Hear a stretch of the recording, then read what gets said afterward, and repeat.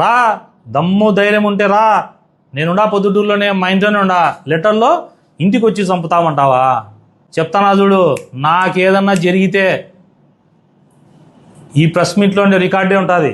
ఒకరికి 10 రాసుకో, ఇదో 2 ఏళ్ళు చూపిస్తానా, ఒకరికి 10 మంది రా, తగులేవడో.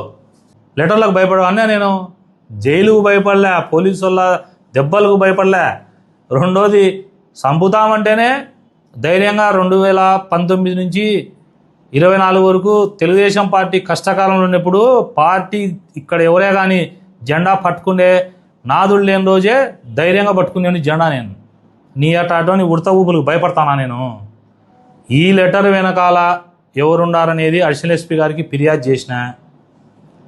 మొత్తం దీని వెనకాల ఎవరున్నారో నిజాలు తెలుస్తాయి.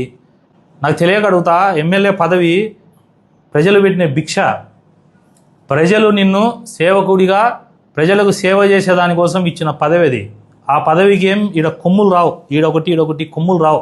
ఆ రక్తపు బొట్టు ఒక్కటిగా నేల మీద పడితే మీ ఇళ్ళల్లో 10 మందికి 10 రక్తపు బొట్లు, నా ఒక్క రక్తపు బొట్టుకు 10 రక్తపు బొట్టులు పడతాయి. ఖబర్దార్.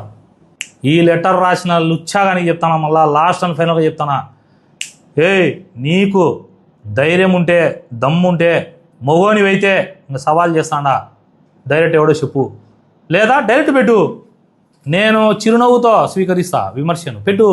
అంతేగాని గుంటన్నక్క కాళ్ళు ఇంచి ఎనికి చెక్కుతా. ఈసారి గన నా మీద ఇట్లాంటి లెటర్లు రాసినారా, నా ఇంటికి వచ్చినాయా చెప్తానా, మీ వంశం, మీ ఇంట్లో పిల్లల జాతకాలతో సహా మొత్తం అన్నీ నా ఫేస్బుక్ ఐడిలోంచి నేనే పెడతా అని చెప్తూ